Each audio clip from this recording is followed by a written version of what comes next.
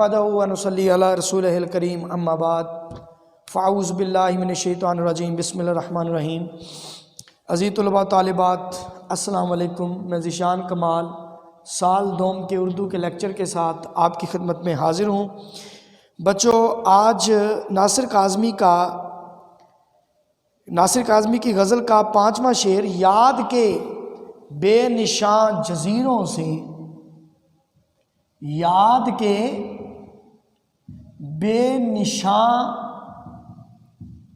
جزیروں سے تیری آواز آ رہی ہے ابھی، تیری آواز آ رہی ہے ابھی۔ تو بچوں، اس کا مفہوم کیا ہوا کہ اے محبوب، یاد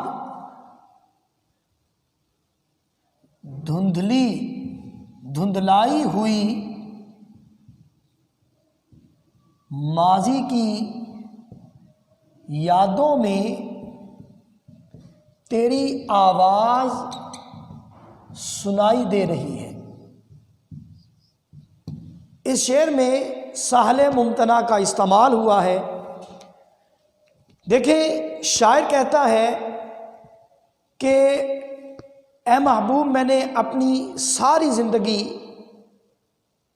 تمہارے بعد، تمہارے ہجر میں جو زندگی گزری، وہ ساری زندگی تمہاری یاد میں گزاری ہے۔ تمہاری یاد کے سہارے میری زندگی گزرتی رہی۔ میری زندگی کا، میری زیست کا ہر لحظہ، ہر لمحہ تمہاری یادوں میں گزرا ہے۔ جیسے شاعر نے کہا، مجھے فرقت کا شکوہ ہے، نہ کوئی غم ہی لاحق ہے۔ مجھے فرقت کا شکوہ ہے، نہ کوئی غم ہی لاحق ہے، تمہارے بعد بھی اب میں تمہارے ساتھ رہتا ہوں۔ تمہارے بعد بھی اب میں تمہارے ساتھ رہتا ہوں کہ تم سے جدا ہونے کے باوجود تم میری زندگی سے دور نہیں ہوا۔ تو یہی مجھے اپنے آس پاس محسوس ہوتا رہا، میں تیری قربت کو محسوس کرتا رہا۔ ایک وہ جسم ہے جو وجودیت رکھتا ہے، اور ایک جسم عالم متخیلہ میں ہوتا ہے۔ تو شاعر کہتا ہے کہ تیرا وجود تو میرے پاس نہیں تھا، لیکن تیرا خیال ہمیشہ میرے ساتھ ساتھ چلتا رہا۔ زندگی کے روز و شب، نشیب و فراز میں نے تمہارے خیالوں کے ساتھ گزارے ہیں، اور اکثر خیال یار کی چادر اوڑھ کر گلیوں میں نکل جاتا، اور تمہاری یاد کی مالا اپنے گلے میں ڈال تمہیں محسوس کرتا، تمہیں اپنے قریب پاتا تھا۔ لیکن اس ماضی کے آئینے پر وقت کی گرد پڑتی گئی، اور ماضی کے جزیرے مجھ سے دور ہوتے گئے، اور بہت سی یادیں دھندلاتی گئیں، بہت سی یادیں میرے ذہن میں دھندلی ہو گئیں۔ وقت نے مجھے اس مرحلے پر لا کھڑا کیا جہاں مجھے میری خبر بھی نہیں ملی۔ ماضی میں جب بھی جھانکا تو کچھ صورتیں مجھے دکھائی دیتی، لیکن وقت گزرنے کے ساتھ ساتھ وہ صورتیں دھندلی ہوتی چلی گئیں، لیکن ان صورتوں میں محبوب کی تصویر واضح رہی، لیکن غم روزگار، غم دنیا اور دیگر عالم جہاں نے میرے دل پر ایسا اثر کیا کہ محبوب کی وہ تصویر بھی دھندلی ہونا شروع ہو گئی۔ اب میں محبوب کو یاد تو کرتا ہوں، لیکن وہ صورت اب میرے دل میں کچھ دھندلی ہو گئی ہے۔ اب غور کرنے پر وہ صورت، وہ شکل، وہ محبوب کی تصویر یاد آتی ہے، لیکن میں جب بھی غم روزگار سے، غم دنیا سے آزاد ہو کر ماضی کی یادوں میں کھو جاتا ہوں تو سب سے زیادہ اپنے محبوب کے کھو جانے کا ملال میرے دل کو رنجیدہ، مغموم اور ملول کرتا ہے، زخم دیتا ہے میرے دل کو۔ اور اس دھندلی یادوں کے جزیروں سے ایک آواز آج بھی واضح طور پر مجھے میری سماعتوں سے ٹکراتی ہوئی، میرے کانوں سے، میرے دل اور دل کے رستے سے میری روح میں اترتی ہوئی محسوس ہوتی ہے۔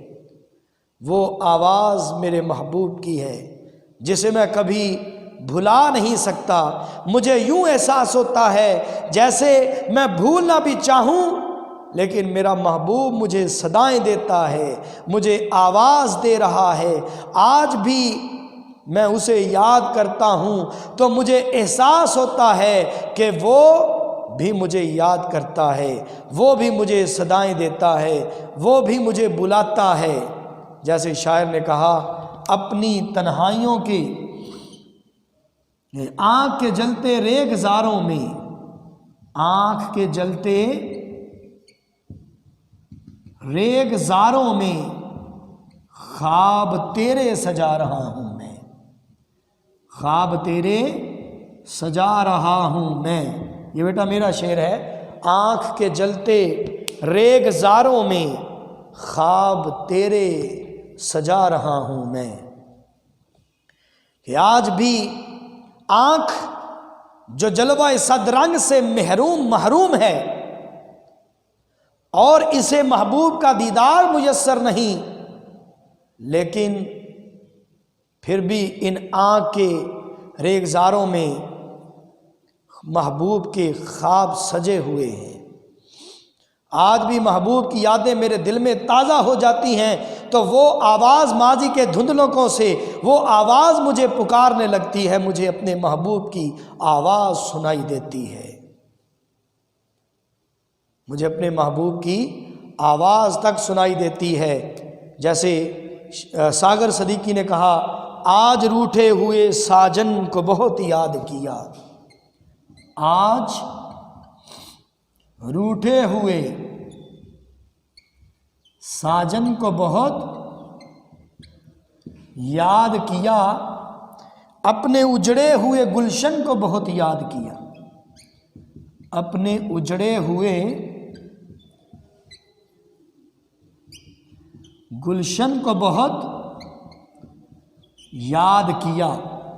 تو بیٹا یہ بات حقیقت ہے کہ انسان کسی کو، جب کسی کی محبت انسان کے دل میں سما جائے، جب کسی کا عشق دل میں جاگزیں ہو اور کسی کی رفاقت میں آسائش، آرام اور سہولت کی گھڑیاں گزری ہوں تو پھر اسے دل سے نکالا نہیں جا سکتا۔ اس کی تصویر تو دھندلی ہو سکتی ہے، لیکن پھر بھی ماضی کے جزیروں سے، بے نام گمنام جزیروں سے پھر بھی محبوب کی آواز سنائی دیتی ہے۔ اس کا احساس ہمیشہ قریب رہتا ہے، پاس رہتا ہے، انسان اس سے دور نہیں ہو سکتا۔ دل کی چوٹوں نے کبھی چین سے رہنے نہ دیا، جب چلی سرد ہوا میں نے تجھے یاد کیا۔ دل کی چوٹوں نے کبھی چین سے رہنے نہ دیا، جب چلی سرد ہوا میں نے تجھے یاد کیا۔ اور جیسے شاعر نے کہا، تمہاری یاد کے جب زخم بھرنے لگتے ہیں، تمہاری یاد کے جب زخم بھرنے لگتے ہیں، کسی بہانے تجھے یاد کرنے لگتے ہیں۔ تمہاری یاد کے جب زخم بھرنے لگتے ہیں، کسی بہانے تمہیں یاد کرنے لگتے ہیں۔ تو یہ ناصر کاظمی کے آپ کے نصاب میں شامل غزل کا 5واں شعر تھا۔ اب ایک مقطع رہ گیا ہے، اور اس سے ایک اوپر والا جو شعر ہے وہ انشاءاللہ کل کریں گے، ساتھ ہی مقطع بھی کل یہ غزل انشاءاللہ ختم ہو جائے گی۔ تو کل اس غزل کے آخری لیکچر کے ساتھ آپ کی خدمت میں حاضر ہوں گا۔ جب تک کے لیے اجازت چاہتا ہوں۔ اللہ حافظ ناصر، خدا حافظ۔